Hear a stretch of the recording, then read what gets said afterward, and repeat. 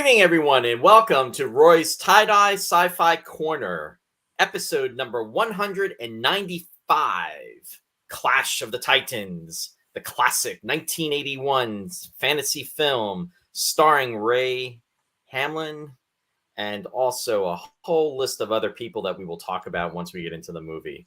And with that said, release the Krakens!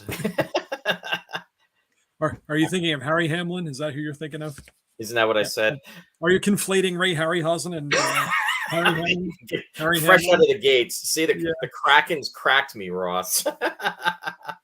What kind of creature would that be? We already know that Harry Hamlin crossed with Ursula Andress.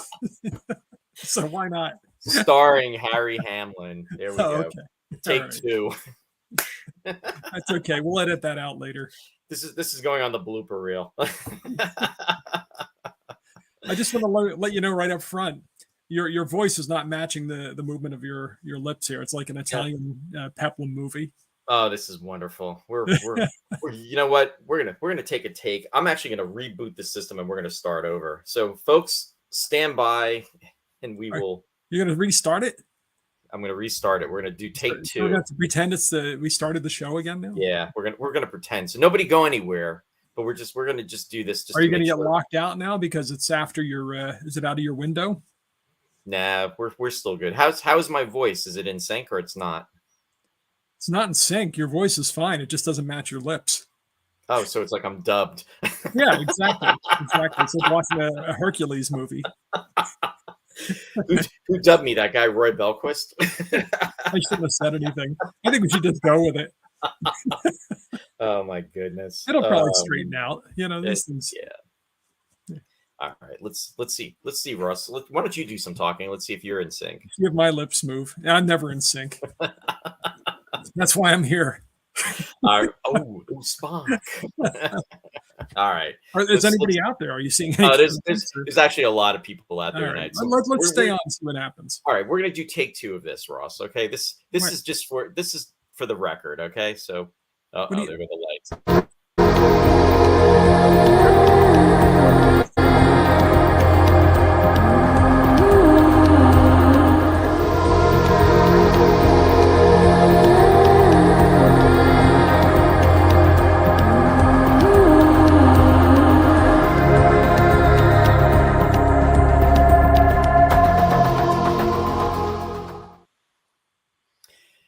Good evening, everyone, and welcome to Roy's Tie-Dye Sci-Fi Corner, episode number 195, Clash of the Titans, the classic 1981 film starring Harry Hamlin and a whole list of other performers that we will be discussing tonight.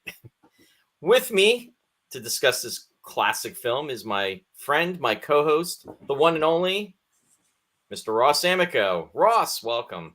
Hi, Roy. You talking about Ray Hamlin?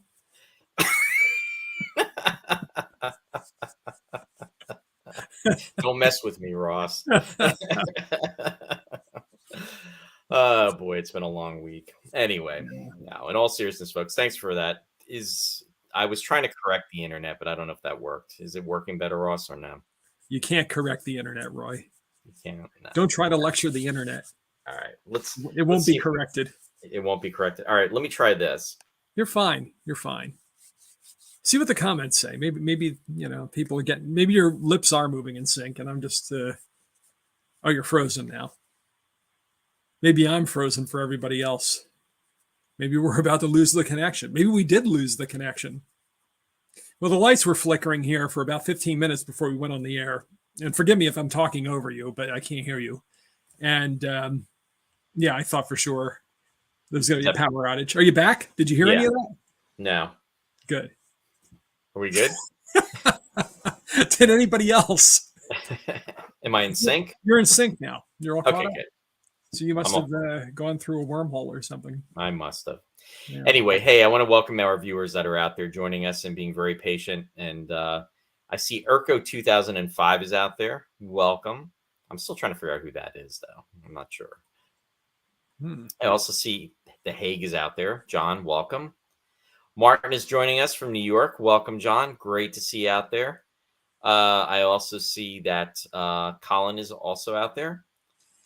And also Sue is joining us from Massachusetts. Welcome, Sue. The Hake says he's the Invisible Man. Paul is joining us, and he's saying, and crackles. Kraken. Kraken. Release the Kraken. Yes. Release the Kraken. Hey, Sue. Thanks for being out there. And I see Brennan is also joining us. Brennan, welcome. Lou is actually joining us on YouTube. Well, welcome, Lou. Thank you for being out there. He's joining us from actually Rhode Island. Martin is saying, are you really Perseus this film?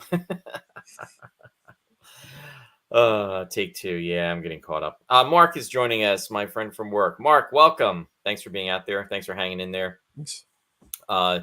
Also, Dave is out there. Dave Rash, welcome. Good to see you out there, Dave. Dave is joining us from East Stroudsburg, Pennsylvania. And let's see. Sue is saying Ross is clear. And I was fuzzy. So what else is new? Yeah, I was frozen. Okay, I'm gonna get past some of these. Nancy is joining us. Nancy, welcome. You're gonna get past these. You're gonna skip these. These are the best ones, Roy. Nancy's joining us from Canada. Welcome, Nancy, and good to see you out there. And hey, Nancy, Ty is in the background. Ty is watching. Ty is our mascot. Thank you again for that. May's also joining us. Welcome, May. Good to see you out there. And yes, Mark, we are still broadcasting. We were having just some technical issues. And Sue is letting me know that I'm in sync now. And Paul is saying the internet is the culmination of thousands of years of screwing up. Oh, boy. There we are. There you have it. There you have it. Hey, Ross. Yeah, how before we get into this movie, Ross, great film. Loved this movie. I remember watching it back in the day. But before we get to all of that, how was your week? How was my week? Very busy. I just got done watching the movie 15 minutes ago. Oh, there you go. Yeah. I don't know. I've been busy. No, it's all good. Oh, good things though. So yeah, nothing bad this week. No, that's good. Yeah, I actually had a very busy week too, and yeah, I went to Wonderfest last weekend, which was amazing. I've been trying to get there for a few years now, and it just wasn't happening. Last year, you may have remembered, I was going to drive there, and I think it was about an hour into the journey, and then it just got really congested with traffic and everything, and then I aborted. But anyway, made it. It was a lot of fun. The talent that is there or each year is incredible, and just seeing them, the different types of model making that takes place. I mean, it's truly incredible. I mean, there's so much to it. I mean, I can't even build these like little, easy crafts. And when you think about all the detail and the creativity that goes into some of these projects, it's pretty cool. Well, you posted some things on your on the Tie-Dye Facebook page, videos and stills. So I got to see all the monster models and stuff. So that was kind of cool. Yeah, I saw your comments about that. And actually, the one really looked like Christopher Lee. I mean, it was almost like really creepy. It was so lifelike. I mean, seeing that, but it was the artwork was incredible with that. Paul's commenting. He's saying it's weird to remember that this was in theaters simultaneously with Raiders of the Lost Ark. Absolutely, on June 12th. Yep. I went to see Indiana Jones on Friday night, and then Saturday afternoon I was cozying up to Medusa. How did that go for you, Ross? What's it look like? I'm afraid to look. The eyes, Ross. The eyes. Yeah. It's funny. Shari was saying, she said that reminds me of what Ross always says when the part of the movie with Medusa came up. She actually went out, she brought that up, and I started cracking. I said, yeah, that's really true. Exactly. Yeah, well, I was so excited. They had us conditioned at that point by 1981 to expect a great summer movie season. I mean, come on, the year before is Empire Strikes Back. But, we'd had so many years of that building after, Jaws and Star Wars. And So you knew the summer season was going to be special. And I remember I was just dying for Raiders of the Lost Ark. And they had a new Harryhausen movie coming out. And the weekend before, I really needed a fix. The summer season hadn't really, kicked in with any really, I'm sure there were movies out at that point. I should go back and look. But I stumbled across this movie on TV. It was called Goliath and the Vampires with Gordon Scott, who always played Tarzan. And it was the very thing I needed. Like the weekend before Raiders came out, I said, Goliath and the Vampires. I love that movie. Are you serious? There's actually a movie called that? That's right here. You're serious. Is that the movie that you're going to recommend for the next time, Ross? Yeah. In fact, maybe my next anniversary, I'll do it because I know you'll hate it. But yeah, everybody's dubbed, but it's got a lot of great action. So anyway. Oh, well. It had a lot in common with Clash of the Titans, actually. Did it really? In all seriousness? Well, guys running around, in tunics and stuff, beating people up. Yeah. To Paul's point, it's crazy because I remember seeing Raiders of the Lost Ark. I went with, and I've told this story before on the show, but I went with Joe Metz, your cousin Joe, and also Joe Brickman. And it was the last day of high school. And for whatever reason, I guess it was because of snow days is what I'm guessing, but it went until like June 30th.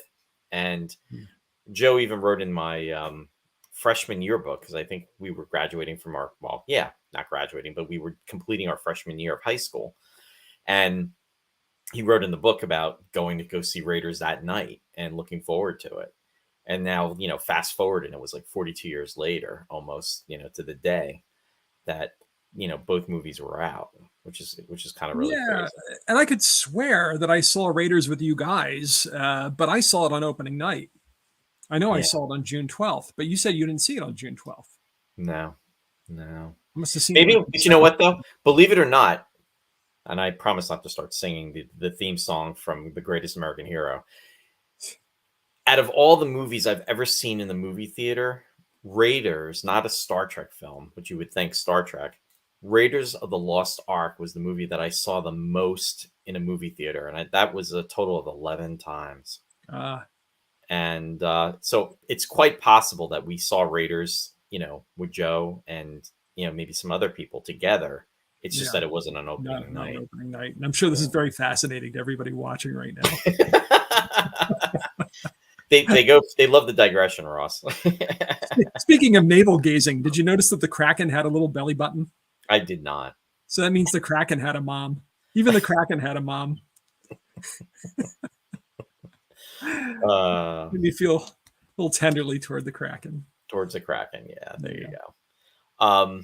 Lou's commenting, and he's saying, I must have seen this movie 200 times when it first came out on home video. This movie was run, I remember it was on Prism a lot because we didn't have HBO, we had Prism. And I that's where I remember watching this movie over and over again. In fact, when I was watching it the other night and getting caught up on this, because I was just trying to remember, about it, the details, I'm like, oh my God, I remember this so clearly. And I was thinking of what was going to happen next and everything. And it just really, really followed suit.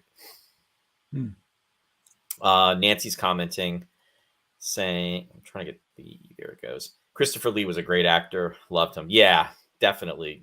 Totally with you on that, Nancy, because we were talking about the monsters before. Colin is saying, Ray Harryhausen over CGI for me any day, as I've said before. Oh yeah. Well, it was really even before the CGI explosion. Yeah. Oh my God, yeah. Brendan saying, I went to see Raiders because Clash wasn't near me and Excalibur was R-rated. Oh wow! So Excalibur was out around the same time. Excalibur came out. That was 81. It wasn't 80. It wasn't 81, but I think it was later because if I remember correctly, or maybe am I thinking? There you go. Superman 2. Yeah, Free Eyes Superman Only. 2. Free Eyes Only. Yeah. The summer of 81 was a great summer. Yeah. Boy, and we thought it would last forever. Yeah. We thought they were going to keep making fun movies for all time, but it stopped. I remember going to the Lopakon pool. That was the place that we always hung out. And I remember getting ready to go for Superman 2 for that evening. All of these movies were it was just all a part of it. Paul's saying that Goliath got around. He sure did. Goliath, you dog. Colin is agreeing with you. 1981 was a year of lots of great mixed genre movies. Yeah. Hey, and Matt's out there. Hey, Matt, thanks for joining. Hope you're feeling better, Matt. Hope you're doing well. Hi, guys. Just like Zeus, I'm transforming myself into a golden shower. Thanks for sharing, Matt. Glad to see you're feeling better, Matt. Yeah. And you know he's dressed like Neptune. Poseidon. Yeah, I know. I've got that like mental image is burned into my mind. I know. Paul saying, I saw Clash a week before Raiders. I was such a Harryhausen freak that I didn't want Raiders to be better. Yeah. Well, you know, when this came out, you know, Gene and Roger gave it a favorable review. You know, they loved it. But a lot of the other critics, I remember, spoke a little slightingly of it. You know, they were all too cool for school after Star Wars and everything, and they saw it kind of like as old fashioned, and you know, the dialogue was turgid and it was boring and this and that and the other thing. But going back to it now, you know, I mean, I enjoyed it then, but going back to it, it was, you know, it was obviously retro because we had moved on from those earlier movies. But, you know, it was only like 20 years past Harryhausen's heyday. Yeah. You know, and they were still making Sinbad movies in the 70s. But and everybody, you know, all the filmmakers loved him. I mean, George Lucas loved Harryhausen. And in The Empire Strikes Back, they had those tauntauns. They were totally, you know, Harryhausen tribute, you know. And they had the Imperial Walkers, which were very Harryhausen. Dragon Slayer came out the same year, another film from 81. Just 2 weeks later, Dragon Slayer opened. And I think it was kind of at that point with the Go Motion Dragon that you kind of knew that Harryhausen had his day. You know, I love him, but you could just see that the effects were just in another direction. Not that everything has to be photorealistic, and I always argue this. You know, our dreams aren't always photorealistic. They're very uncanny and otherworldly, and his films are kind of like that. You can't expect fantasy to obey, you know, the laws of logic or what have you. That was the charm of his filmmaking, though.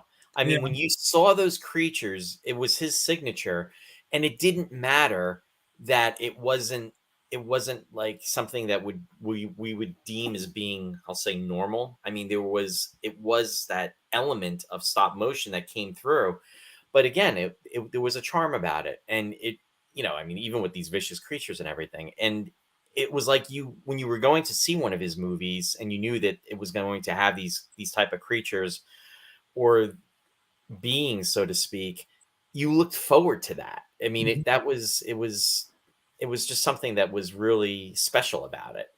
And to your point, I mean, just in regards to the movies, what was it? The Golden Voyage of Sinbad was in 1973. Sinbad of the Eye of the Tiger was 1977. And then Clash of the Titans, which was this one, was 1981. And this, you know, sadly was the last one that he made. It's just crazy to think that this is a 42-year-old movie. I mean, I know. I was talking to a coworker today at work, and it came up, you know, we were going to be discussing this film. And when I mentioned it, she said, "Oh, wow, that's an old film." And I'm thinking, no, it's not. It's not. A young coworker. Yeah. No, actually, she was our age, but it's just that it was just at the time. Yeah. Yeah. But it was kind of strange though, because it's like, again, you know, back in 1980, if you thought back to 1940, like, oh my God, that was 40 years ago. Holy mackerel. It's such a long time ago. But now when you think, you know, it's 2023 and you're thinking back to 1978, you know, it's like, that's not that long ago, but really it is though. But another thing about Harryhausen's special effects though, is they're never boring. You know what I mean? You're always captivated by what's going on screen.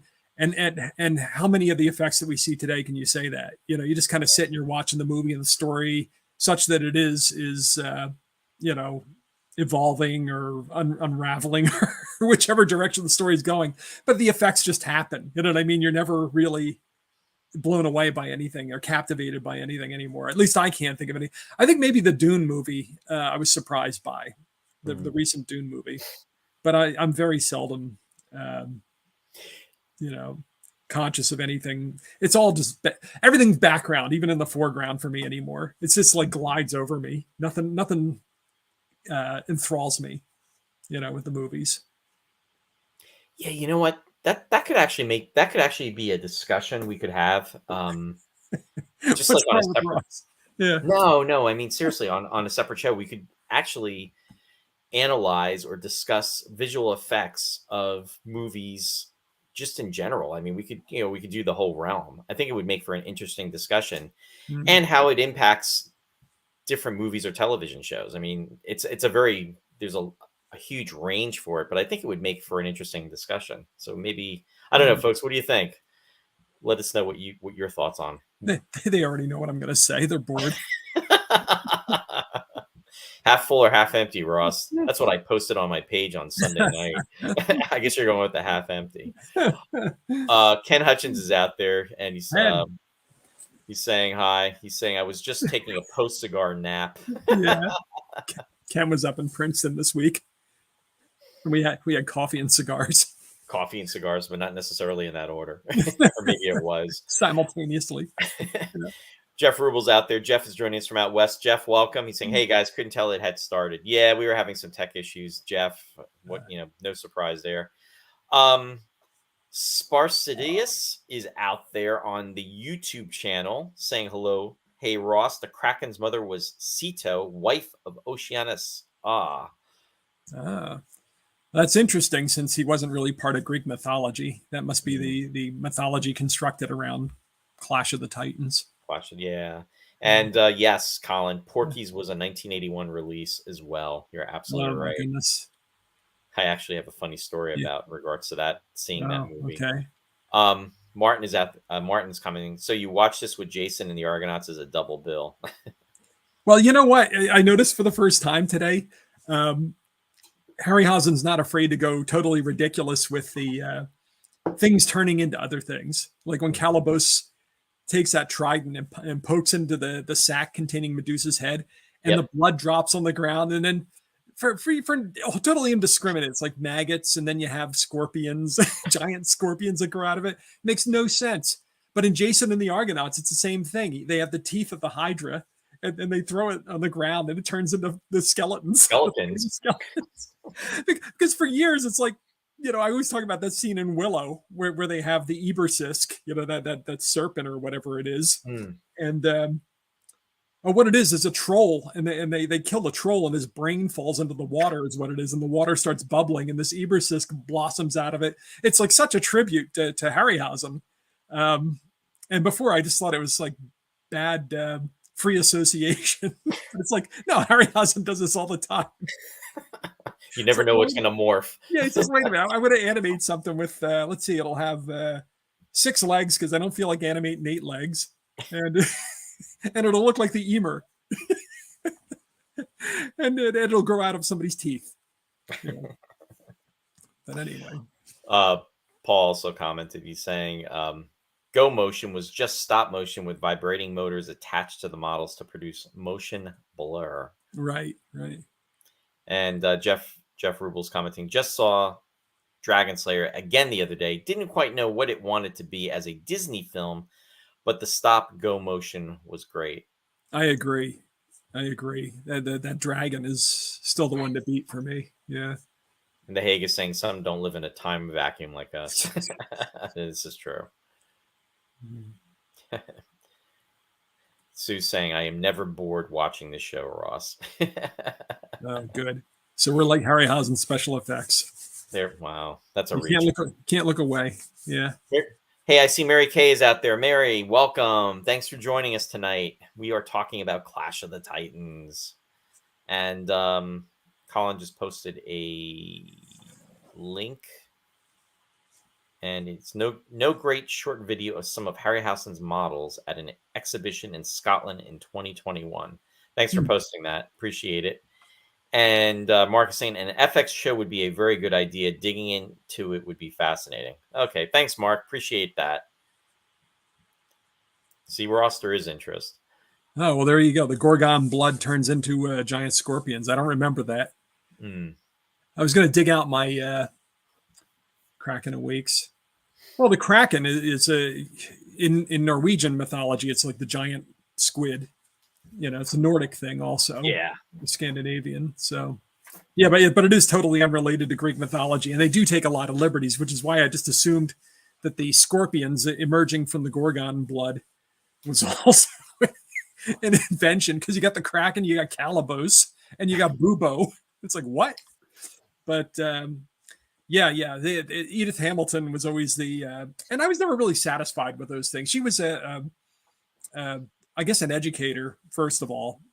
She was in charge of the Bryn Mawr Girls' School in Baltimore, but when she retired, she became like a best-selling popularizer of the classics, in classical mythology. So she wrote a lot about, classical Greece and Rome. And mythology was always the volume that everybody had in their library. And I've got it somewhere, but I can't find it. And they're simple retellings of the Greek myths. So I didn't get to go back and reread all the stuff about Perseus and everything before we went on. I just had to rely on my memory. Yeah. You could really have a field day with all of this, because there's so much of, with the Greek mythology and everything, and just like really going into and digging in. So the Gorgon blood. Yeah, I mean, I think he totally came up with the snake body and with the bow and arrow, if I'm not mistaken. Which and to me, it's the best sequence in the film. I don't know. What did you think was the best effect in the movie? The most satisfying sequence, I should say. I really enjoyed the sequence with Medusa. Yeah, that's what I meant. The Medusa. Medusa is Gorgon. Yeah, sorry. Yeah, no, that's okay. I'm saying Gorgon. Everybody's thinking of Peter Cushing. Yeah, Christopher Lee. It's the Gorgon. Yeah, Medusa. I thought it was the best sequence in the film too. It kind of was a show. It really just like drew you in and really kept your interest and everything. And even the way it was very artfully filmed, where it was a lot done with the shadows and obviously the reflections of everybody, their shields and on the swords and everything. But and it was funny too, because I think everybody, especially in the beginning when he has that encounter, and we're jumping ahead a little bit, but when he gets to her, I think everybody was waiting for her to shine her eyes on them. But here she's pulling out, pulling out the bow and arrow and pulling, taking you out that way. It was quite a surprise, and I had actually forgotten about that. Yeah. And I really, really enjoyed it. Well, the moral of that story is don't get it on with Poseidon and Thetis's temple. Or Athena's temple. Athena's temple is what it was. Oh no, it was not Athena, it was Aphrodite. And Aphrodite is goddess of love. And I know. Who would think Ursula Andress would do that? I know, right? To somebody. Ursula Andress only had one line in this movie. Yeah, I read that, and I didn't even. You know what? That's so bad. I didn't even notice it. And I've seen this movie so many times. What a cast, though! What a supporting cast. They threw. It's got the at the time, it was kind of, we went to see it. It was a little bit campy because they think, oh boy, Olivier Zeus and they've got this great, cast of British theatrical, icons, kind of. But going back and watching it now, it's like, wow, this is easily the best acted of all the Harryhausen movies. Yeah. Most overqualified actors. Even Harry Hamlin got better over the decades. I don't know what happened. I went back to it this time and said, hey, you know what? He's actually pretty good in this. No, he did a decent job. He went on to do LA Law, right? Yeah, right. That's when he became kind of a household name. But I was thinking, where's Kerwin Matthews? But now I think Harry Hamlin did a pretty good job. It was interesting too in regards to casting for Perseus. They actually were considering Malcolm McDowell. He was one of the considerations. The tie-in with last week, yeah, and we were just talking about that with Clockwork Orange. They must have seen him in Caligula. And then the what was the other film, or the from Logan's Run? Michael York was a consideration. Oh, was he? Yeah. I saw Richard Chamberlain, and they'd even kind of kicked around Arnold Schwarzenegger before Conan.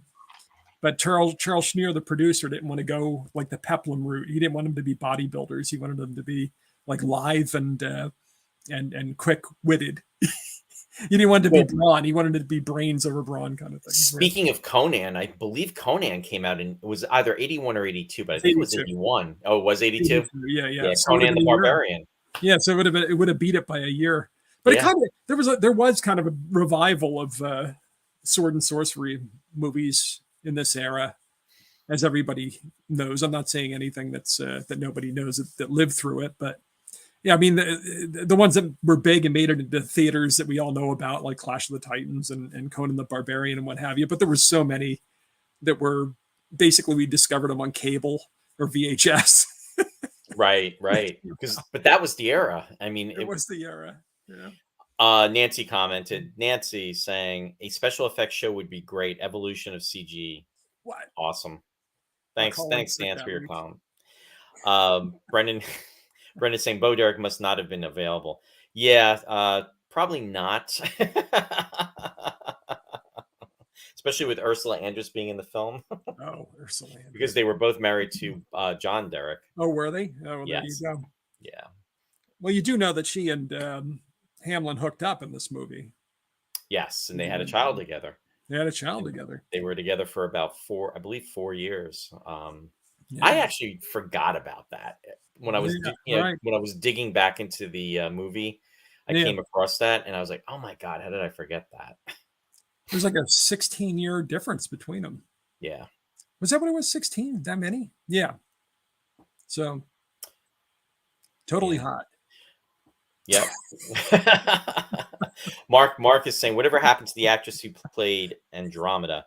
The actress that played Andromeda is Judi Bowker. Judi Bowker, and she actually has had a very long career. I think she's done a lot of stage work, and she's very much into the arts. And she's been married. She was married to her husband. I think they got married in 1979. They're still together, and they were both actors. So I thought that was pretty.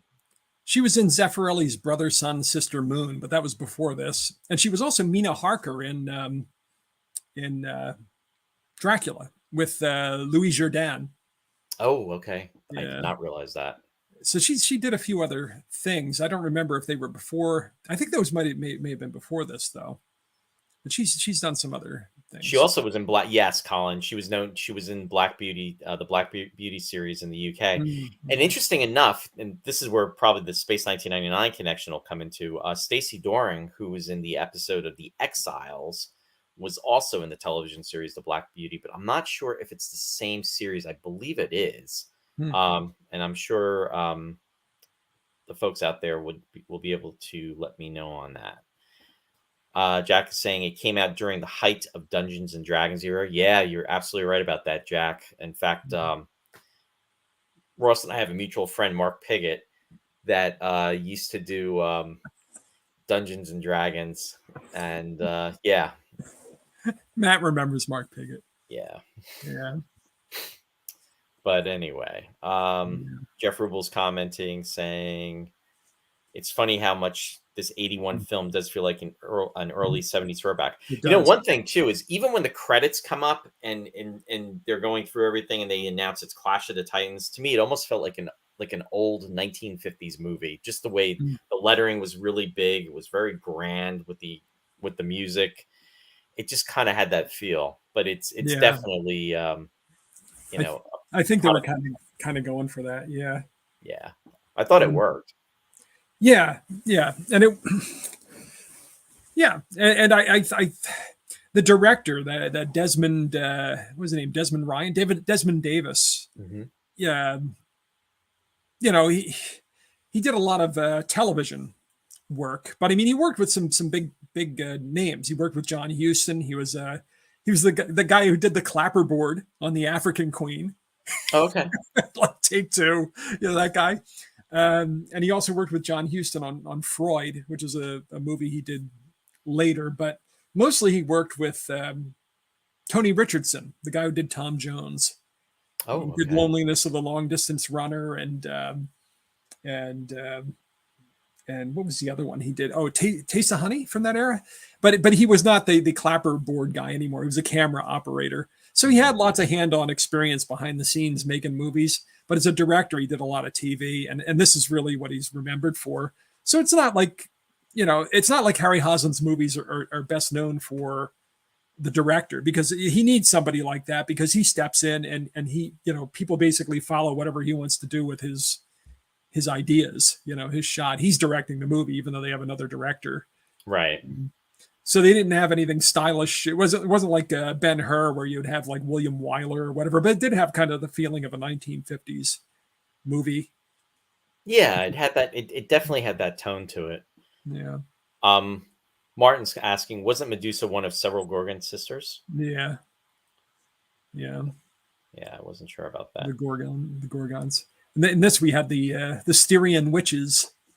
Yes, in fact, I want to get to that. I'm just gonna pull up a few photos too, and actually there were a lot of Shakespearean parallels in the movie. Also, it's like when they didn't have something from mythology, they kind of just stole from Shakespeare, I think, and made it mythological.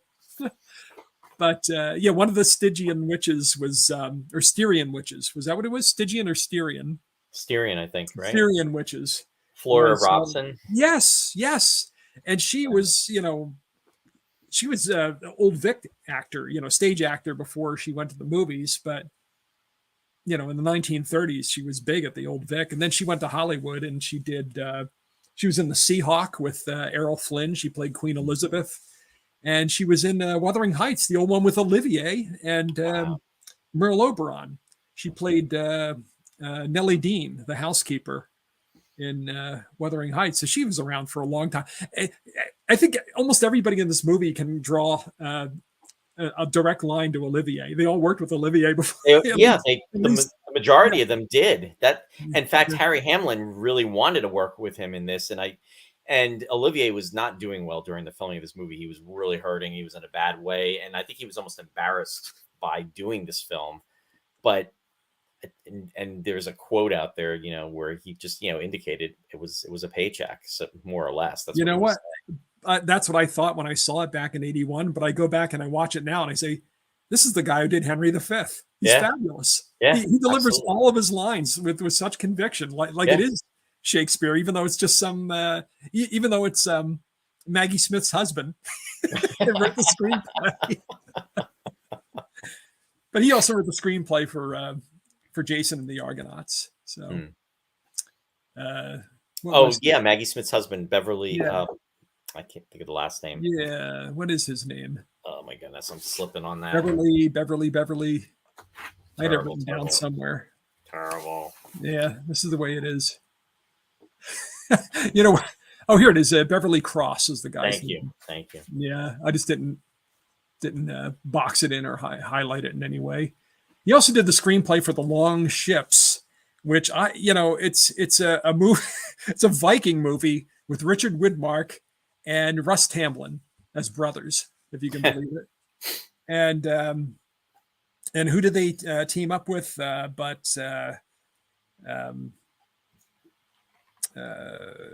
Poitier. Another powerhouse. Yeah, so I go back, and this is very early in Poitier's career. So I wind up reading the book not too long ago, The Long Ships, and the author's name, he's a Swedish author, I believe, or Danish. Franz Bengtsson is his name. One of the best books I've read in a few years. It's hilarious. So if anybody wants to have like a really good, time reading about a Viking adventure, read The Long Ships. But the reason I even bring that up is because Maggie Smith's husband adapted that for the movies. And the movie has nothing to, it's very tangentially related to the book. It has nothing to do with the book, really. Colin just commented he said, not going to spam links, but this is a great short speech from Ray Harryhausen about the Medusa. So thanks for posting, Colin. Check that out later. Yeah.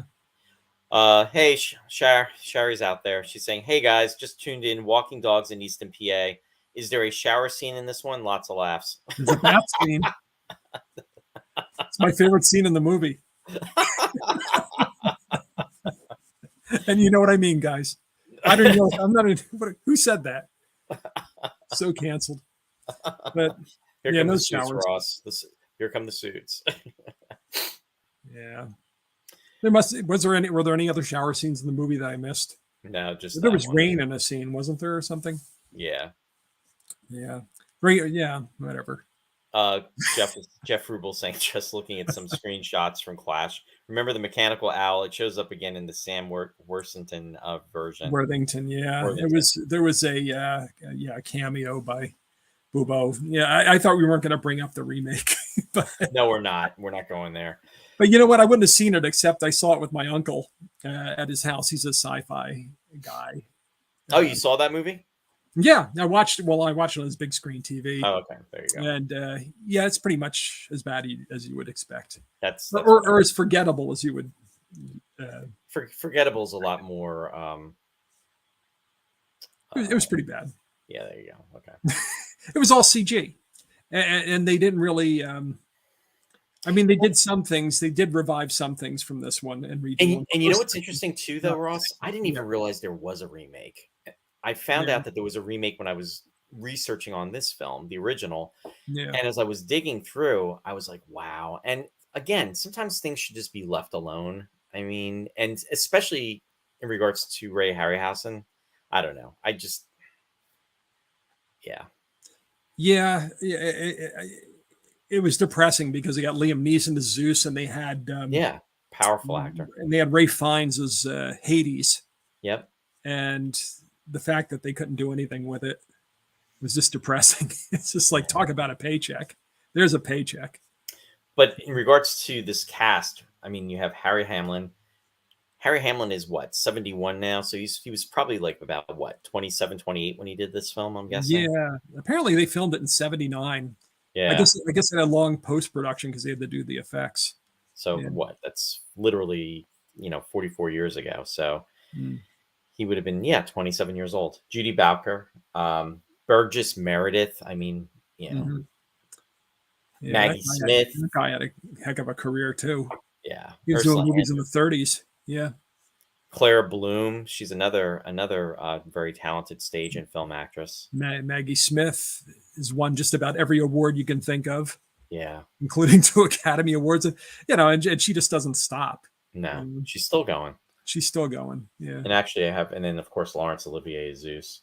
Yeah. And who else? Did you blow through anybody else there that I missed? Yes. Sean Phillips. Yeah, she's done a lot of stage. But she was married to Peter O'Toole for a while. So she was in Beckett, and she was in the remake of Goodbye, Mr. Chips, the one that John Williams scored.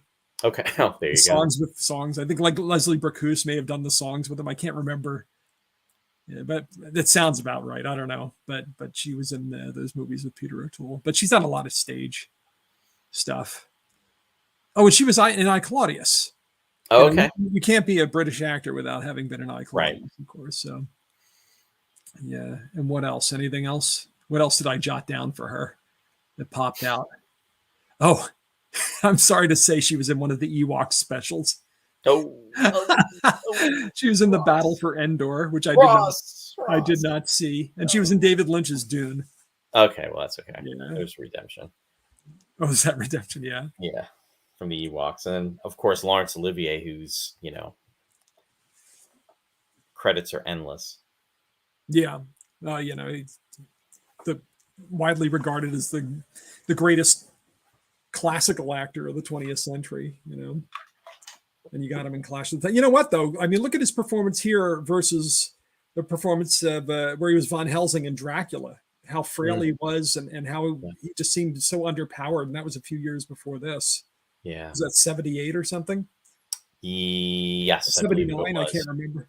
And here he has real presence, and he, and he puts some pretty good spins on the line deliveries. Like the whole exchange about getting Athene to give her her owl, he kind of wry spin on the that's not in the screenplay. That's him, his spin on the lines. Right. So his interpretation of the character and the way he should come across as Zeus, and he does it. It's just very commanding, so to speak. It's like it shall be done. But it's interesting too the way the gods, so to speak. I mean, Zeus is the leader, but there's even with the gods, there's conflict, we'll say. Yeah. It's not a lot of cattiness and infighting, and it's just that they have all the power, but still it's the perfection is not what you would think it would be. Yeah, well, I was always like that with the Greeks, the Greek gods. They were always very, very imperfect, like us, only more so. What's that about Bubo? Bubo had more personality than anybody in the remake. Bubo was almost like a take on, because of course Star Wars came out in 77, so this is only literally 4 years later.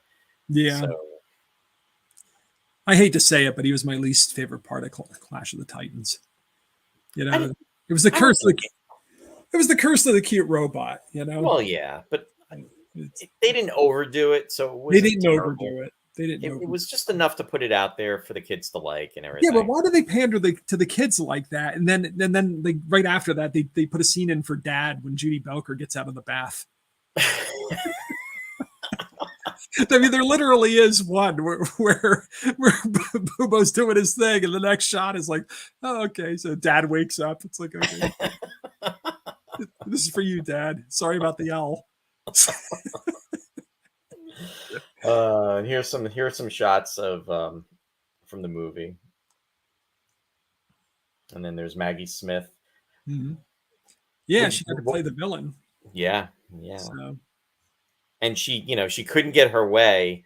She couldn't save her son, who was essentially put to almost cursed and turned into something that was a vicious looking creature because of his greed and everything. She couldn't have her way with Zeus as far as getting him to change his mind. But once she was ridiculed and on Earth by Andromeda's mother, saying that Andromeda was more beautiful than the goddess herself. That's when everything, I was going to say all hell broke loose, so to speak. Yeah, the gods always hate that, or the goddesses especially always hate that when they say somebody's better looking than them. That's always the start of a bad story. Yeah, so it was almost like that was what actually gave her the power to pretty much come down and do what she did. Otherwise, it wasn't going to happen. Now, Matt will remember this. When we went to college, we went to Temple. There was somebody in the dorms that we always called Calabos. I swear that one of the athletes on the 11th floor of our dorm, he was like Calabos's ugly twin. Ross. Matt will remember that. Was there actually no, I'm not even going to ask. Never mind. He didn't like it. Paul said not only did they feel compelled to do a remake, but they thought it absolutely imperative to do a sequel to the remake. Oh, that's right. They did Wrath of the Titans. There was supposed to be a sequel, or they were hoping to do a sequel to this one called Force of the Trojans, but they couldn't get the funding.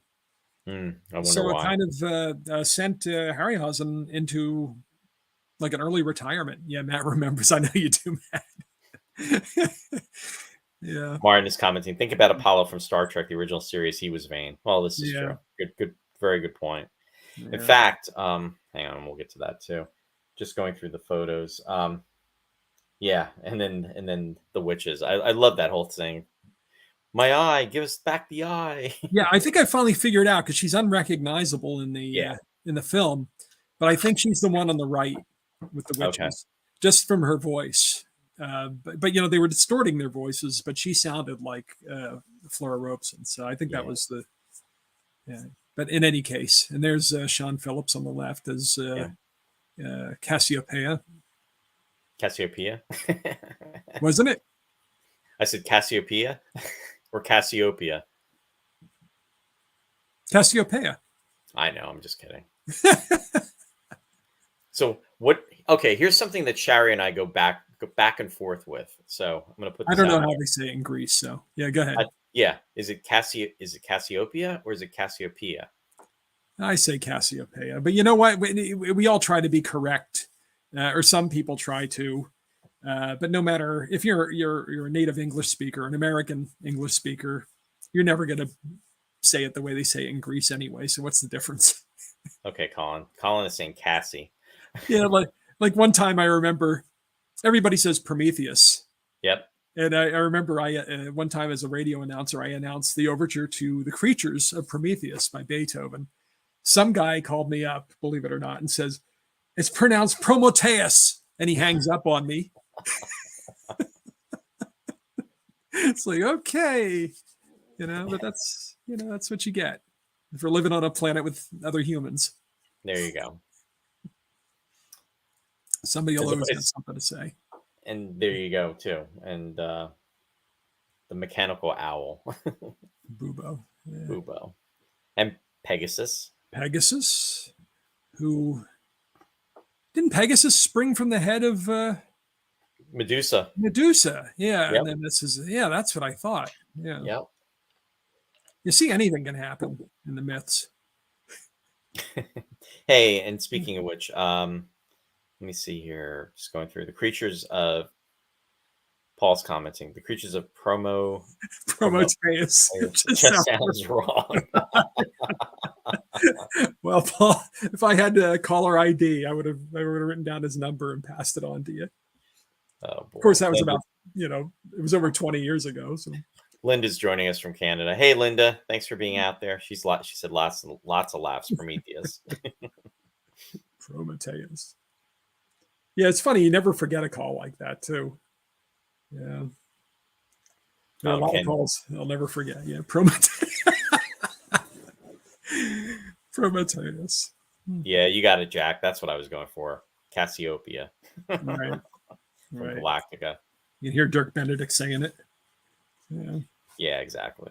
So Martin's asking, so is this film a hit or a mythos? Hit or myths. Hit or miss. I think there was a fantasy book called that, but yeah. There's Calibos. Yeah, see, is this Calibos or the guy who lived on the 11th floor of Johnson Hardwick Temple? Jeez, Ross.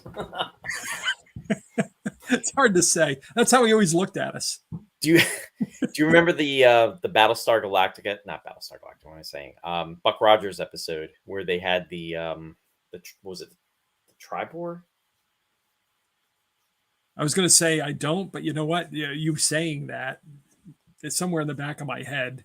I can't picture it, but Triborg sounds familiar to me. Yeah, there was an episode where I guess the men on that planet they get infected with this disease and it turns them into yes. Thanks, Jeff. The Satar on Buck Rogers. That's what I was thinking of. Yes, exactly. Satyr. Oh, okay. Yep. Oh, not Tony Randall though. In 7 Deadly Pieces of Dr. Lowe. Yeah, that's when you shaved, Ross. 2 years ago. Have a good weekend. Thank you. Take care, Sue. Thanks for joining us. I know you got a lot of stuff going on. We'll talk to you soon. Yeah. Take care. Wouldn't that have been great if they had put Tony Randall in the Medusa scene? That get up from Dr. Lowe. You could have played all the parts, actually. You could have. We needed Harryhausen. There you go. Then it would have been like Jack the Giant Killer. The makeup is really done well, though. Yeah. Well, I was kind of surprised that they didn't I read that it was originally supposed to be strictly a stop motion character. And then for some reason, for the close-ups, they wanted to do an actual actor. Yeah. Do you remember the reason for that?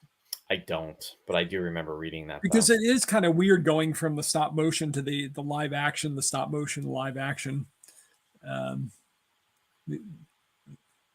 Hey, Christian, thanks for joining us. Don't worry about being late. He said, sorry, I've been caught by Medusa. Yeah, you missed all the good stuff, Christian. Yeah, it's been a fun hour. Jeff is saying the Satar looks like he has 2 fingers sticking out of his head. Yeah, he does, actually. Yeah.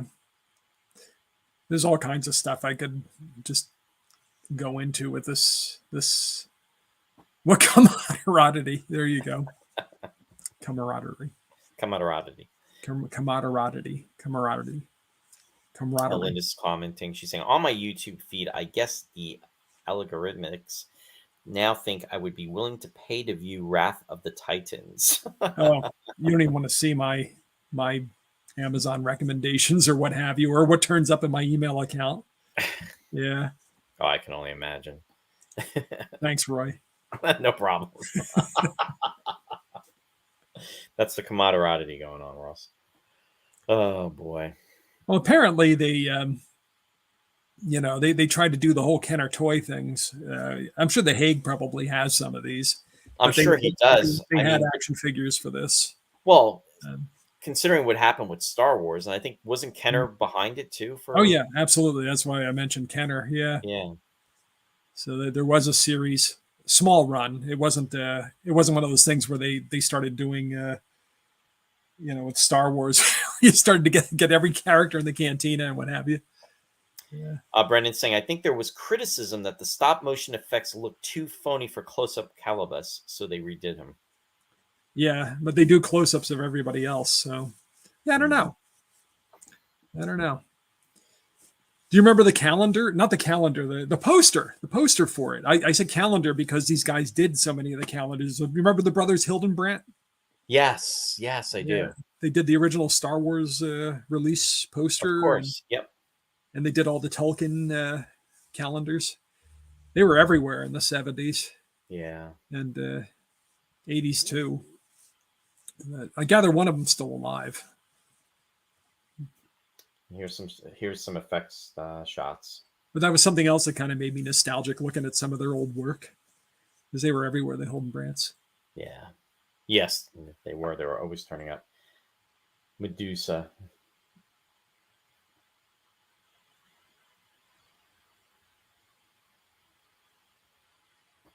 Yeah, Judi Bowker didn't get a lot to do in the movie other than be the like kind of the love interest and to be the damsel in distress kind of. But I don't know. There's just something about. I don't want to jump ahead to the music, but Leonard Rosenthal's music and I don't know, it just makes me all Judi Bowker. It makes me go back to want to be 15 again, be in the theater watching this movie. Well, she was only like 24, 25 when this movie came out. Yeah. No, and this movie was paced very well. I mean, it was it's kind of sectionalized, but I think there was a little bit of everything for everyone in regards to this, and especially in regards to the effects. The effects were really cool. And like I was saying earlier, with these movies coming out every like 3 or 4 years, I mean, it was something that we look forward to. But it was at a time, it was the beginning of the 80s, it was 1981, where things were starting to shift a little bit and things were starting to go into a different direction. And I think the appreciation would have still been there, but it's just that things were starting to become more, involved technically and starting to go into a different direction. But I think that he could have kept going. I think things. Oh yeah. It would not have gotten dull by any means. Yeah. He was. She got to ride the freaky vulture exactly in that cage. Yeah. Yeah. Well. Yeah. I think he was 61 at the time, and he probably just said, because I'm sure he could have scraped together, gotten somebody to fund. I mean, come on. I mean, if you have George Lucas as an admirer, Lucas and Francis Ford Coppola were always helping out all these other filmmakers, Kurosawa and Hans Jürgen Zieberberg, and I mean, they were throwing money to all these foreign directors all the time to do their movies. I'm sure if Harryhausen had gone to George Lucas or something and said, "Hey, look, I want to do something here," that they could have spearheaded something for another movie. But who knows? Maybe he felt like his time had passed after all the kind of middling reviews, the dismissive, condescending language in the reviews. Yeah. It's scary. Ross 61 is not that far off. No. I always, look at the ages of the people, of course. And I did the calculation. Kerwin Matthews was about 55 when this was out. Wow. So, and he was always the hero in the movies they did in the 60s. So, right. So, yeah. Brendan's saying, I took these films for granted. I thought it could not have kept going forward. It could have kept going forward. Exactly. Exactly. I felt the same way. You didn't really think about it. You just they kept coming out with these movies, and you would keep going to see them and enjoying yourself, assuming that it was going to stay like that forever. So the question is, where does the shift take place? That could actually be a discussion too. Yeah. For another time. Where is the focal point? And how did everybody become so cynical and there's no romance anymore to anything or optimism? It's half full, Ross. It's half full. Yeah. Hey, Leslie's making it. Hey, Leslie. Actually, I got to thank Leslie because she actually Ferrets posted about this. Yeah. We should have done Beastmaster. That's what we should have done. right? I suggested that. I know you did. And this was Roy's suggestion, by the way, people. This is a very unusual choice for Well, it was my suggestion, but it was influenced by Leslie because Leslie had posted about this movie about the anniversary date. And there then you I go, saw Leslie. that and I was like, yeah, Clash of the Titans. That's a great Uh, film. So it's a sop for Leslie is what it is. Yeah. No. It was a great idea. Okay. And another thing, you remember the Diosculos, the dog, the two-headed dog? Yep. They're usually three-headed, right? Usually three-headed. Like Cerberus in the guardian dog with the three heads. Mm-hmm. Which didn't they do that in Harry Potter? Didn't he have three heads? The one that was guarding the. Did you know what I'm talking about? It's been a long time. Yeah, I think they did, but I'm sure. I mean, she took stuff from all different traditions, but probably. But the reason he did the two heads is because he just didn't want to animate three heads. Harryhausen was always doing that. It's just like the octopus that tears down the Golden Gate Bridge has the 6 tentacles instead of 8.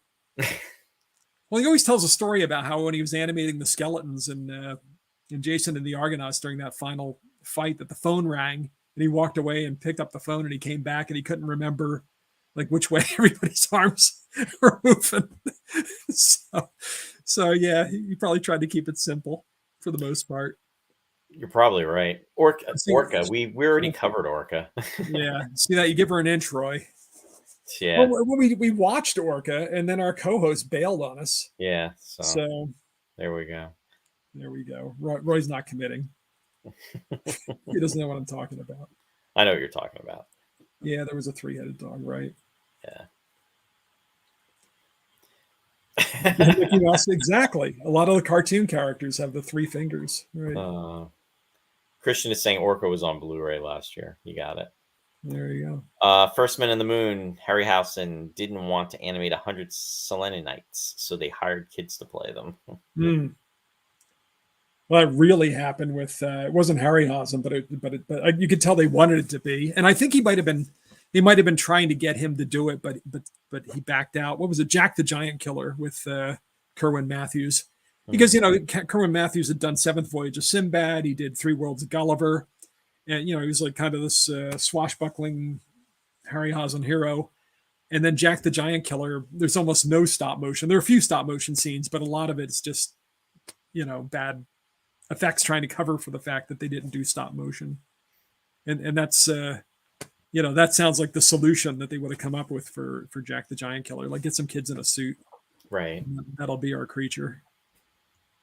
But so Charles Schneer, the producer, talking about First Men in the Moon, he was Harryhausen's producer ever since the mid 50s. Wow. He wasn't around for Mighty Joe Young, but he was around for the one after that. It was It Came Beneath the Sea in 1955. So he produced every single film that Harryhausen did the stop motion for, except for 1 Million Years BC, for some reason. Did you like the movie It Came Beneath the Sea? I liked every Harryhausen movie. Although, you know what? As an adult, though, I don't know, maybe even back then, because I was a sensitive kid. As an adult, I kind of feel bad, even for something like the Diosculos, the 2-headed dog. It's a totally fictional, creature. But, I don't want to see it get killed. No. I don't want to see him get stabbed to death. But, I understand, because when you're a kid, that's, it's like drawn dinosaurs fighting in study hall, So, or whatever it is in school when you're supposed to be paying attention. But yeah, so what did you just ask me? What was the question? I asked you if you enjoyed the movie It Came Beneath the Sea. It came from I enjoyed all of his films. Yeah. I put the caveat that sometimes the violent end of the creatures kind of, maybe, but you know what I mean? That goes right to the root of the birth of the stop motion monster, because King Kong, we're supposed to feel empathy for Kong, right? Well, he was taken out of his environment, right? Exactly. I mean, and that kind of carries over to every single one of those guys for me. I feel sorry for all the stop motion monsters. I can't even say who that. Sparacida is saying Ross is getting soft. Yeah, I'm a little soft. Christian is commenting. Richard Harris made many films in Canada back then. Even shot a few scenes in a small boat for Your Ticket Is No Valid. Brennan is saying the only Harryhausen I can't get into was 1 million BC. This is even with Raquel Welch. We were going to cover that actually as a tribute to her, and we didn't do that. Yeah. TCM used it though. They did that, and what else did they do? They did a double feature with her the other night. Jeff, I'm sorry that, and I didn't mean to interrupt you, Ross. I'm sorry. No, he's saying that the Facebook feed is really choppy tonight. Sorry to hear that. Yeah, it's coming through okay here now. Yeah, just early on we had that dropout on the side. Gotcha. Leslie's saying, to be fair, the weekend of work, there was a little drama here, car accident. Nah, it's okay, Leslie. I'm sorry. That actually was a very bad weekend, and I'm sorry to hear about the car accident. In fact, Vince was going through a lot that weekend too with everything. So no, it's fine. We can revisit that maybe in the future. So, but no. So your apologies are appreciated, and we're sorry to hear that about the car accident too. And I'm laughing in regards to Matt's comment. Turns out some of Ross's best friends are stop motion monsters. That explains a lot, Matt. Yeah, another Matt confessional coming here. It's all coming through. Oh boy. I do want to share this one thing, this tidbit. We always like to give Starlog magazine a shout out. And it's funny. I remember, it's crazy because in regards to the cover of the Starlog 46, I do remember this from back in the day. And this issue has an interview with Harry Hamlin regarding this film. But that cover really stands out, and it's pretty awesome cover of showcasing Medusa. So there's that. And then I was thinking in regards to the Star Trek connections, I was thinking what really connects in regards to. I was thinking more along the lines of performers. Not so much story, but of course, as Martin was talking about earlier, who mourns for Adonais? I mean, really, with Apollo and the list of Greek gods that are mentioned in that Star Trek episode turn up in this movie. So, it's kind of interesting. There's that correlation. So yes, all roads do lead to Star Trek. So this is the prequel to Adonais, is what this is. There you go. Oh, and we mentioned all these English stage actors and everything. And who are they working with? You got Olivier, who has this great command of elocution, and you've got Maggie Smith, and who are they with? But Pat Roach as Hephaestus. Right. And Pat Roach, of course, is the guy that Indiana Jones always beats up in every movie. But he got a credit there with all the gods. That's like the only time that Pat Roach would ever get a credit with Lawrence Olivier. Leslie says it's all good now. With all the orca attacks in Spain, it's kind of relative now. We could see about covering that in during the summer, Leslie. We'll say maybe sometime in August. We'll do. You guys can do it while I'm on vacation. Well, there you go. I don't even know where I'm going. Oh, really? But I'm going. You're going. Ross is out of here. Martin saying, talking of stop motion, Star Crash at the worst. Yeah. Oh my God. And that was Ross's first. Was. Yeah, that's a fun, trashy movie. Yeah, I like that movie. Yeah, I'm glad that everybody went with that. Yeah. Paul commented, I also rebought 1 million years BC along with the follow-ups when dinosaurs ruled the earth and creatures that world forgot. There you go. And what's the Hague got going on? What's Paul? The Hague has those on VHS, by the way.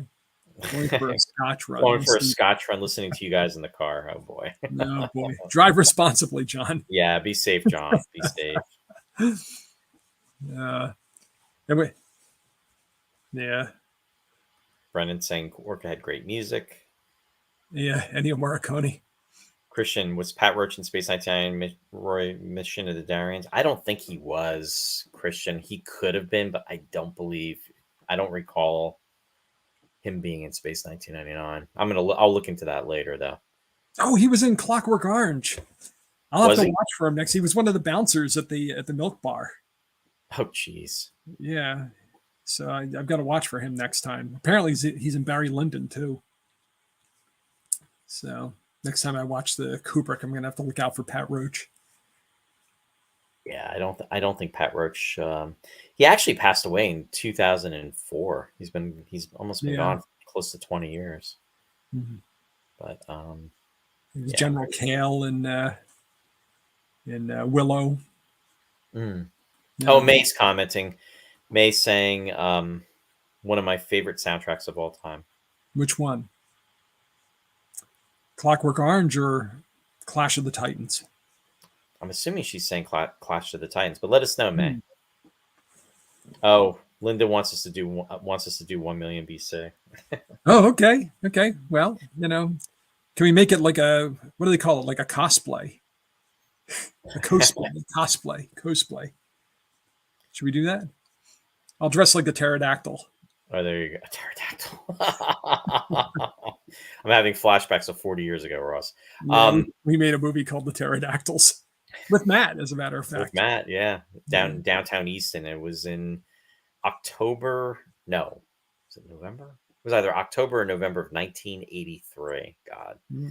Colin saying Saturday Morning World of Sports. 40 years ago. Yeah. 40 years ago. Wow. Now we Ross will be washing his hair. Yeah, I'll be washing my hair that day. What's left of it.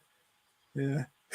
Anyone else noticed that how Poseidon just looked like William Dafoe in The Lighthouse? Well, the guy who played Poseidon, they wanted to get Rex Harrison, but Rex Harrison turned it down. Like he was doing a lot of stuff, He turned it down because he thought the part wasn't big enough. So the guy that they wound up playing it, who was what's his name? Gwillem. What was his first name? Jack Gwillem. It's the same guy. Again, this is like another guy who's done like tons of stage work, but it's the same guy who played King Aeatus in Jason and the Argonauts. The guy who throws the Hydra teeth. Oh, okay. Yep. Kill. Yeah, he's the guy who played Poseidon. Oh, May said Orca was her favorite soundtrack. Oh, okay. Well, that's good to know. Yeah, it's very Morricone. Oh, by the way, when we were at the there you go, 4K disc. When Ken Hutchins and I were at Princeton Record Exchange this week, they put on Ecstasy of Gold for us. We didn't ask for it, but they were playing it from Good, the Bad, and the Ugly while we were there. Let's say, don't get Ross started on what furry. On Internal Fury. Oh go. Boy, Linda's asking for lots of cosplay. Wow. We're gonna hold you to it, Linda. You first, Linda. It's very dangerous. You go first. The pterodactyl hood. Oh my goodness. So we didn't say anything about like Harryhausen, about his trajectory. Everybody knows it anyway, that he fell in love with King Kong, seeing it in the theater, as so many people did. And it was his dream to, you have a slide and everything. It was his dream to work in this field. So he actually met Willis O'Brien, the guy who did the special effects for King Kong. And O'Brien took a look at some of his stuff and critiqued it and told him, he recommended he go to USC. They had a new effects department down there, and Harryhausen went and took the courses and kind of cut his teeth doing student work. And then during the war, he became friends of Ray Bradbury. He became friends of Forrest Ackerman. You remember Famous Monsters of Filmland? Sure, of course. All three of them were very close friends.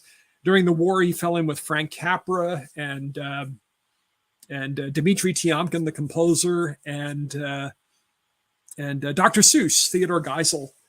And after the war, he had all this equipment from Frank Capra that was left over because they had a film unit. And he went home and he used it to experiment with stop motion. That's so cool. Yeah, and he got a job with George Powell, and he was working on the Puppet Tunes.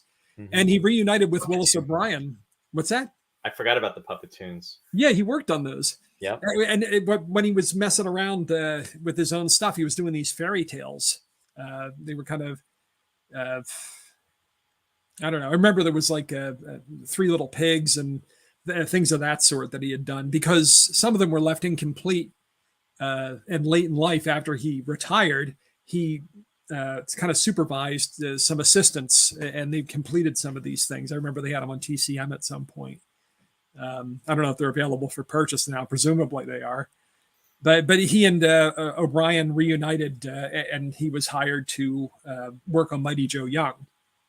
So that was his first, feature, I think. I think his first paid job, the first the job as an animator, where he was a professional, was with George Powell. But after Willis O'Brien, then he went off on his own and did, all of his solo work. I think The Beast from 20,000 Fathoms might have been the first one he did by himself. There's the one that was kind of quasi based on a Bradbury story, but not really. Okay. Bradbury had written a story for Saturday Evening Post. I think it was called The Fog Light, or it was a lighthouse, and a creature comes out of the ocean and thinks it's like a sentient thing. I don't quite recall. I remember reading the story at some point. Yeah, because I mean, he had Mighty Joe Young. What was it? The Beast from 20,000 Fathoms. Yeah, he did a lot of that. A lot of stuff with numbers. There was another Came one from Beneath the Sea. 1 million years BC. There's another thing with millions. Right, the animal world. Earth versus the Flying Saucers. Yeah. So, so he developed his Dynamation style, which became like this big marketing thing. Like Schneer kept telling him, let's see, he wound up doing most of the Mighty Joe Young. O'Brien's health was declining. And Brennan saying Harryhausen had a bad experience with Irwin Allen, and Bradbury ended up writing a poisoned short story about his experience. Oh. Martin is saying Valley of the Grungy. Oh, Valley of Gwangi. Or Gwangi. Yeah, which is basically a remake of King Kong with an Allosaurus. They find an Allosaurus in a lost valley in Mexico. Of course, why wouldn't they? So it's like cowboys versus the dinosaurs. You got cowboys lassoing the dinosaur and bringing him. And what do? They bring him back and they put him in their Wild West show. This can't end well. It can't end well. And you know what? Oh, here's going back to the cosplay. It'd be really creepy if Ross dressed up like that freaky vulture. Well, Halloween. And you know what would be even creepier? Would Martin just said Roy will cosplay Zardoz. Martin takes the prize. What's hysterical is probably 50 pounds ago, and what was it, about 15 years ago, I actually Shari's got a picture of that, and of you as Zardoz? It is me as Zardoz on the beach. Oh, man. Yeah. I'm sure even if you were in shape, you'd look like a salamander.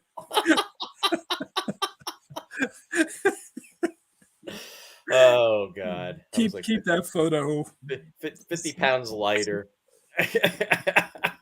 Keep it someplace safe. That photo should have been, I think I burned that photo. Yeah.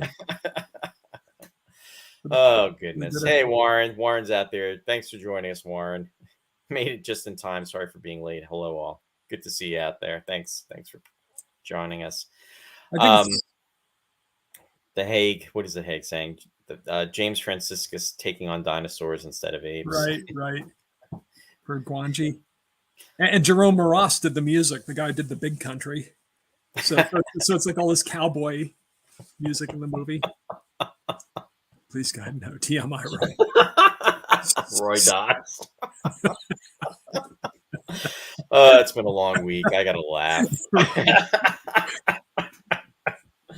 I needed a laugh. That was good, Warren. And that was good, Martin. Thanks, guys. And Leslie, thank you for your please God no too. Yeah, what the heck did you just jump into, Warren? Oh boy. I do think it's charming that early on that Harryhausen got his father to do all of the kind of armature, the skeletons for all of his creatures, That's really cool, though. and his mother did all the costumes. I forgot about that. That is really Yeah. cool. So it's kind of a family affair. Yeah, no, that's really good. But he was essentially forced into like an early retirement because they couldn't get funding for a sequel, and he kind of, never went beyond that. He just figured it was time. He didn't waste his retirement. He was very busy. He formed a foundation. He mentored other effects artists, and he wrote at least one book, probably more. I'm sure some of you have this film fantasy scrapbook that he wrote. There's several editions of it. This one's the one that was revised to include Clash of the Titans. But he was in cameos in everybody's movies. He was always in John Landis movies, and he did the voice of a polar bear and Elf at the beginning in the little stop motion sequence. Pay to see which feature. They're still talking about you. There's always two shows going on simultaneously. Simulcast, right, Ross? This is why people enjoy the show, because we can talk about whatever we want and they can just go off. But he had a long retirement. He didn't die, No, of course not. And it is a shame, but his work is treasured, though. It really, really is. Well, he didn't get the a lot of the recognition. Even people recognized what he did. He didn't get like the awards and things that he should have gotten. Finally got an Academy Award in the 90s. I think it was 92. He got an honorary award. It was the Gordon E. Sawyer Academy Award. Because I remember Tom Hanks was the one that presented the award. Because I remember he came out and he said, what did he say? It was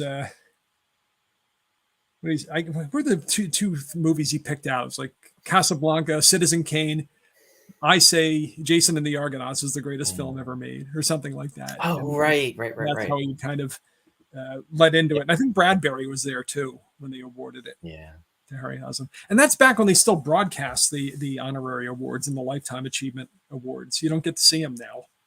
They're done at a separate ceremony. So at least we got to see Ray get his Oscar. There you go. We scared Leslie away with our digressions. Yeah. Have a good night, Leslie. Thanks for joining us. Have a good night. And we'll see about Orca in all seriousness. Yeah. All right. That's enough for me with Harryhausen. I said all I got to say. No, that was really good, Ross. Thank you for that. And everybody knows it anyway. Just to jump into our segment that is That's the Way It Was. Well, the release of this movie was June 12th, 1981. And we'd like to do this as a nod to legendary news reporter, Mr. Walter Cronkite. So some factoids that took place on that date. And actually, you know what? I am turning the slides and nobody's seeing anything. So let me do that. Again, June 12th, 1981. That's the way it was. So in regards to some interesting facts, Raiders of the Lost Ark premiered on that very date, which we were talking about earlier. So the two movies were out at the same time, which is really crazy when you think about it. Baseball actually started its 50-day strike on that very day. It was actually at midnight. Larry Holmes, heavyweight champ of the world. In fact, Larry Holmes, couple Eastern things. Assassin. Eastern Assassin, right up the road. I mean, from here, where Ross and I grew up. And during the Space 1999 convention, actually in Bethlehem, Pennsylvania, back in 2019, he was in the bar. And actually, Warren, if you're still out there, you can attest. We saw Larry Holmes there, and he was talking with some of the fans too, which was really cool. The number one song at the time in the U.S. was Betty Davis Eyes. Remember that song? Of course. Yeah. By Kim Carnes. And then in the UK, it was Being With You by Smokey Robinson. So pretty cool. Martin saying he was 20 when this movie came out. How old were we, Ross? We were soon to be 15. Yeah, so we would have been 14 going on 15. Yeah. Perfect age. Yep. Perfect age for going to the movies. Yeah, definitely. I thought. Oh, and actually, you know what I'm missing, Ross? Oh, there's the music. Lawrence Rosenthal. Yeah. Okay. Yeah.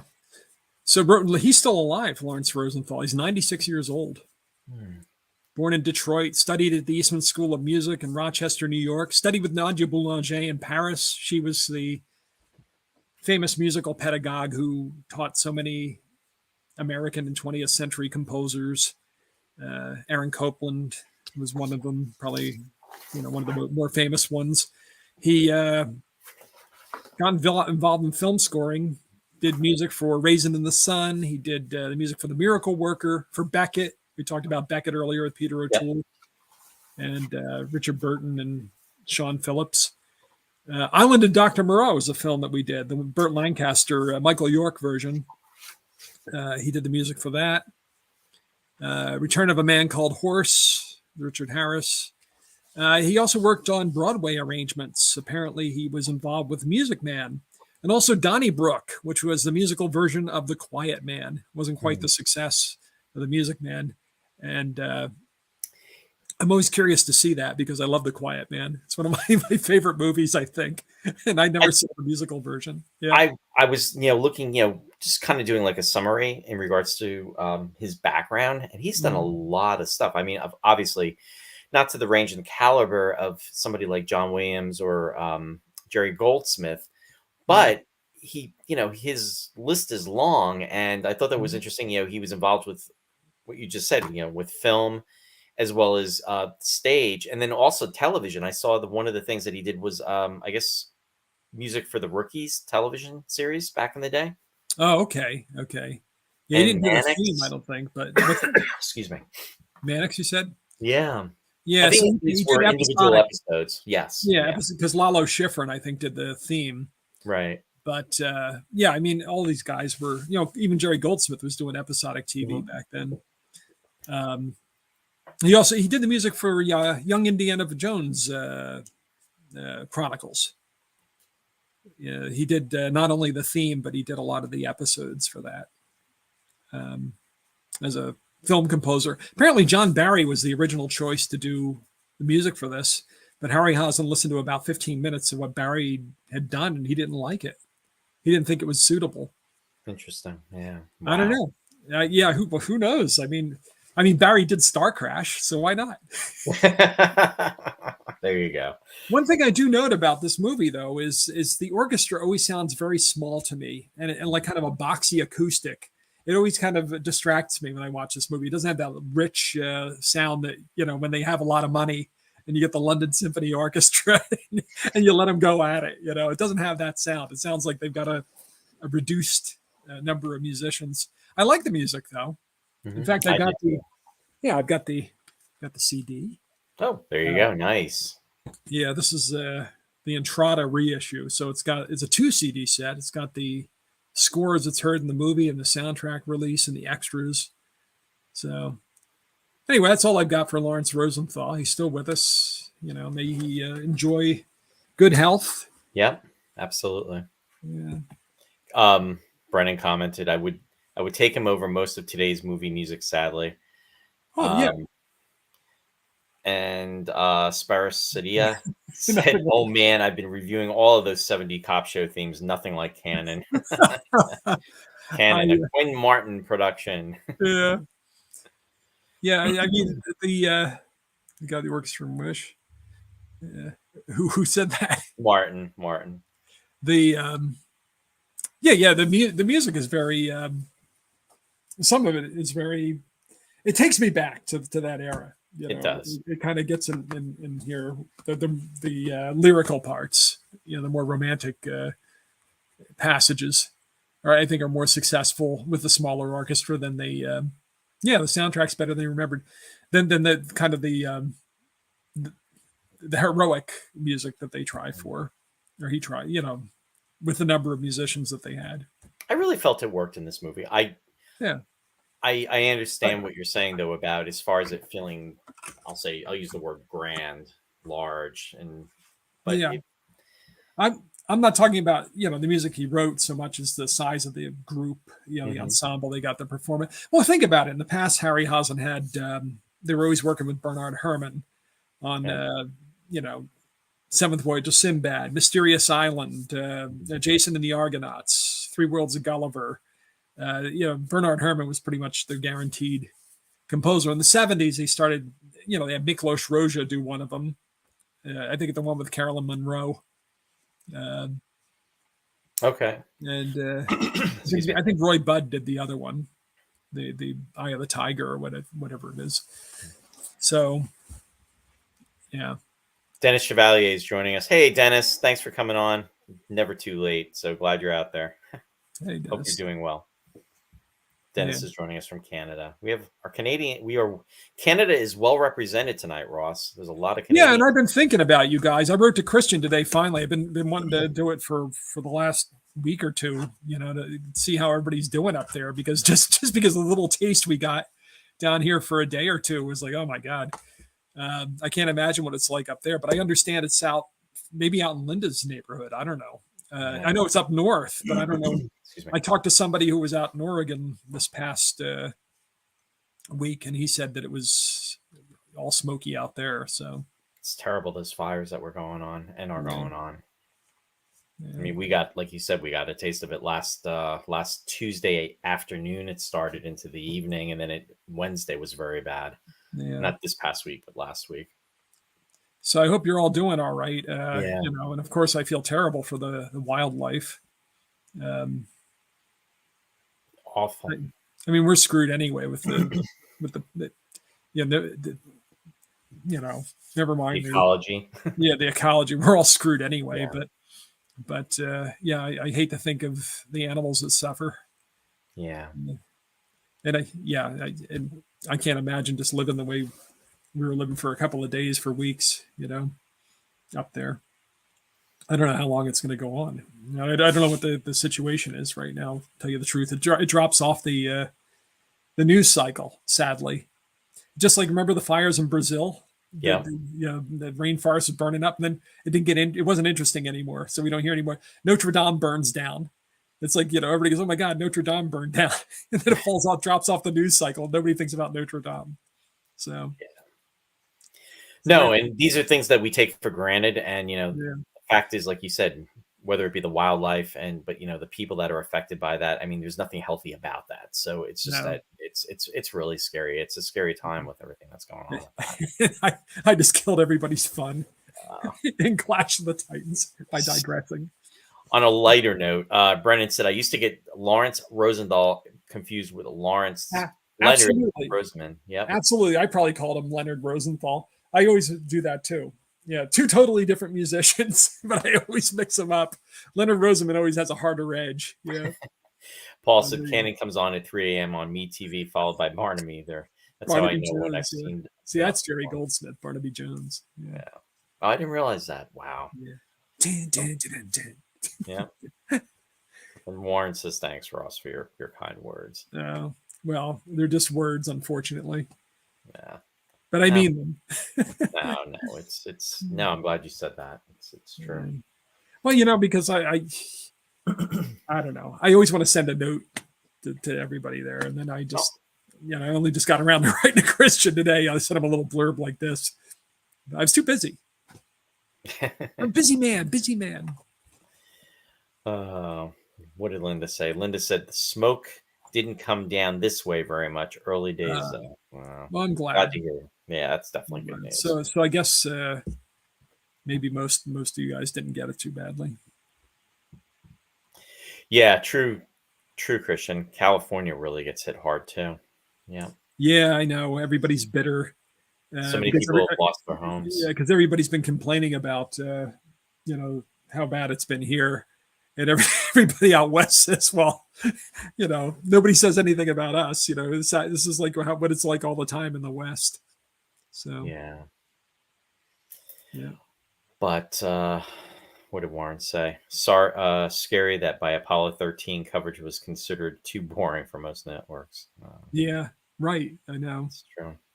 I guess it's kind of like Harryhausen by the time Clash of the Titans came out. So this is so boring. We've seen this. Kind of like when a new Star Wars movie comes out now. Yawn. What's That going on? wasn't It's a like dig. a That new- wasn't a dig towards the new Star Wars movies, was it, Ross? they're coming out with 2 within 6 months or something. Now that I read, I don't know what's. Oh, Didn't they learn their lesson the last time they tried something like that? the Force wasn't with them. Yeah. Why are they making? Anyway, on that note, we're going to start to wind down, folks. On that note, It's not bad enough that we have natural disasters. They have to keep making Star Wars movies. oh jeez. Anyway, we're going to go to the shout outs portion of the show, bringing you creative awareness through our shout outs. Anyway, first up, want to give a shout out to Sci-Fi Distilled. They are on Wednesdays at 7 p.m. Eastern Daylight Time. And it's hosted by Mike and Mary Beth. They will be back this Wednesday, which is June 21st. And I know I say this every month, Ross, but how the heck is it June 21st already? My God. I know. Isn't that the first day of summer? Yeah. Yes, it is. Yeah. So and actually, I know she's not watching tonight, but our friend Deb Jacoby celebrates our birthday on June 21st. So it's coming up. So we will be thinking of you, Deb, on your birthday. Jewel, isn't that a 70s movie? It is, and they're going to be discussing it this coming Wednesday. It's the classic 1971 film Duel. And that actually, they were saying that they're interested in it. Mike was talking about the interest in it being, Steven Spielberg's first movie. And actually, he actually had done what was it? What was the television show that he did too? Oh, he did Night Gallery. Night Gallery. Thank you. That's what I was trying to think of. Yes. Yeah. Wasn't it Joan Crawford that had the eyesight? It was. Yeah. Yeah. And he did a TV movie with Darren McGavin too. It was set in, I think, Pennsylvania Dutch country or something. I remember there was a hex in the barn and there was, all kinds of, all kinds of witchy stuff going on. Yeah. Yeah, Dennis, that's right, Dennis Weaver. Absolutely. Yeah, it's such a great film. So anyway, they're going to be covering that on Wednesday night. So check it out. And that's 7 p.m. Eastern Daylight Time. Next, I want to give a shout out to Todd's Corner. Todd just informed me this actually yesterday that he's going to be doing a show. It's going to actually be this Sunday, which is June 18th. It's going to be at 2 p.m. Eastern Daylight Time. And what they're going to be doing is him and Gordon, the two hosts of the show, are going to be doing a Wonderfest wrap-up for Wonderfest 23. So it's going to be a post-discussion. And actually, he invited me to be on the show with them, too. So we will be talking about Wonderfest. So check out Todd's Corner. That is going to be this Sunday, which is going to be the 18th of June at 2 p.m. Eastern Daylight Time, which coincidentally also is Father's Day. So saying this a little early, we'll do it before we sign off, but happy Father's Day to the fathers, to the dads out there. So that's coming up. Next, I want to give a shout out to the Country Gate Playhouse, the Country Gate Players. As we all know, theaters around the world were affected with COVID. Country Gate is back, and they are in full steam with their second show of the season, and it is going to be Snoopy. And the dates for that are the weeks between July 29th and August 6th. For information, you can visit their webpage. You can go to countrygate.org, or you can actually visit Bill Scorato's site, which is www.billscorato.com, for information about Country Gate in regards to the times as indicated. So please check it out. And Country Gate is in the Belvedere, New Jersey area. Also want to give a shout out to Captain Phil's Planet on WUSB 90.1 FM, Stony Brook, New York. The captain's schedule is on alternating Thursdays from 3 to 5 p.m. Eastern Daylight Time, and he's also on at Friday nights, and he's on from 9 to 11:30 p.m. So visit the captain's site for information. Also want to give a shout out to the ladies, and this is going to be owners Snow and Martha for Studio One Thrift. Studio One Thrift is actually taking off. They've been going pretty strong for the last year.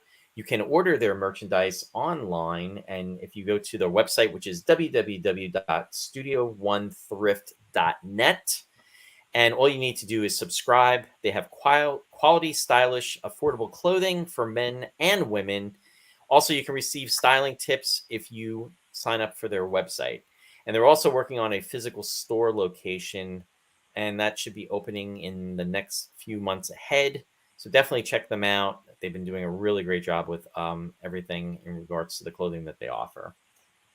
And Ross, can you let everybody know what you've got going on? All right.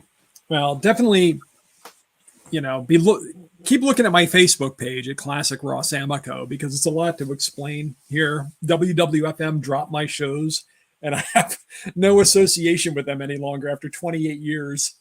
But my shows are in syndication, and the one that I've been pushing principally is the one that's in Oregon, the University of Oregon. KWAX is the name of the station. You can remember it by Quacks, because their team is the Ducks. So the station is KWAX, and if you Google it, you'll be able to find their schedule there. But Picture Perfect, unfortunately, now airs opposite our show. We go on at 7:30. Picture Perfect starts at 7 o'clock Eastern. So we're 3 hours, I guess, ahead. Later, we're 3 hours later. Yeah, we're 3 hours ahead. Or whatever. When we're 8 o'clock, they are at 5 o'clock. So it airs at 5 o'clock out there. So it's 8 o'clock our time. What did I say? 7 o'clock. It starts at 8 o'clock on Friday. So that's Picture Perfect. Then the Lost Chord, which is Saturday night, the unusual and neglected classical music. That's on at 4 o'clock out there. So it's 7 o'clock here. You can listen to it at KWAX, and you get their streaming through that. Anyway, this weekend the programming is all Father's Day, so we missed the movies about fathers today. And tomorrow night I'll be. The program is called Good Sports. It's all music about sports, because everybody's dad loves sports, right? So I've got music about a rugby match by Arthur Honegger. I've got a piece called Part Time that was really played at part time of a game.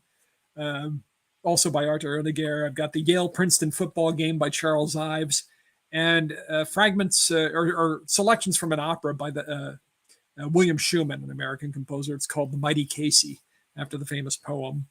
And that's all tomorrow night at 7 on KWAX Eastern time. So yeah, watch my page. You won't have to keep all this in your head.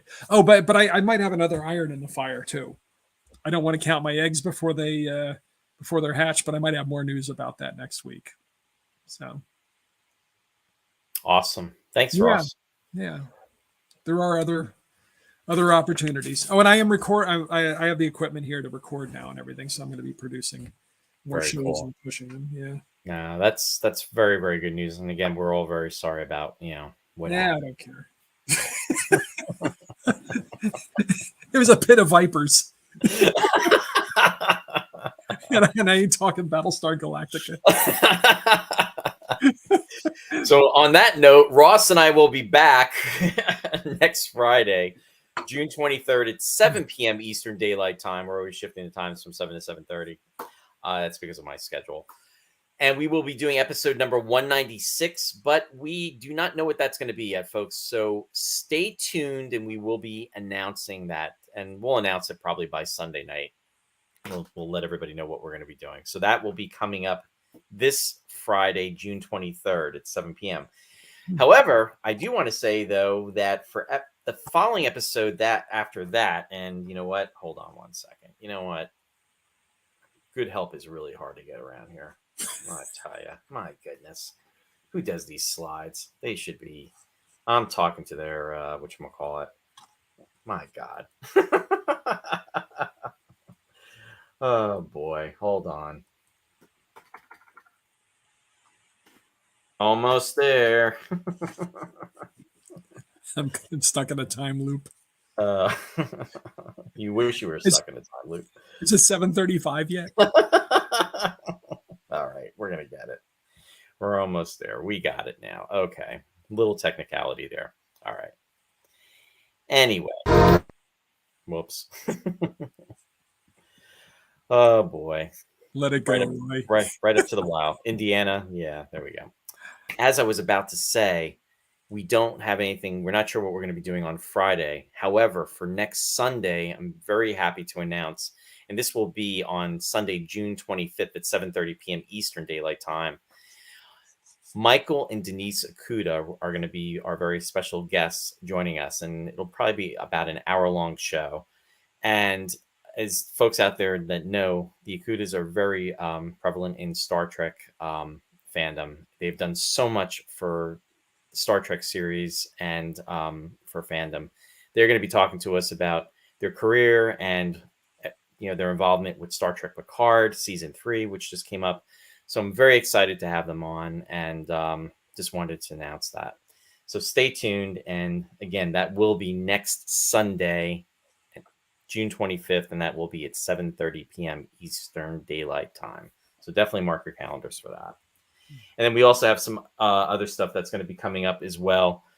And stay tuned in regards to that. And we're coming up actually on episode number 200, and we are going to make a big deal about that because that's going to be a landmark episode. So also stay tuned. I got a suggestion for that one. Yeah, I'm sure you do.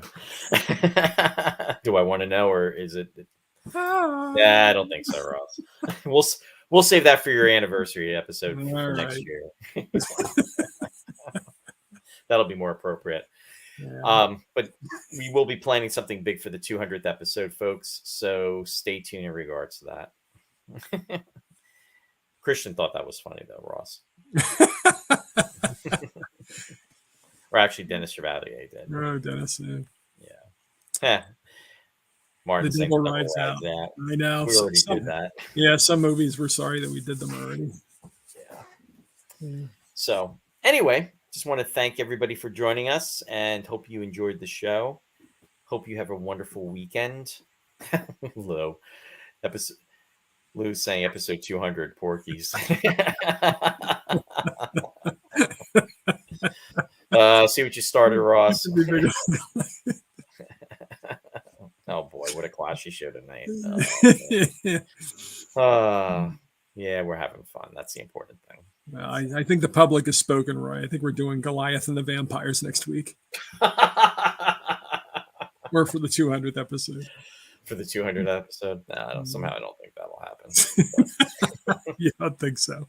I don't think so. Of course, you could always reach out to everybody and tell them to, yeah, exactly, rank or something like that. So anyway, but hopefully everybody's doing okay. No, we're not doing Howard the Duck, Martin.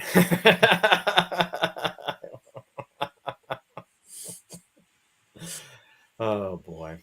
So live long and prosper. Stay safe. Have a wonderful weekend, and we will see you next time. Thanks. Take care. Bye-bye.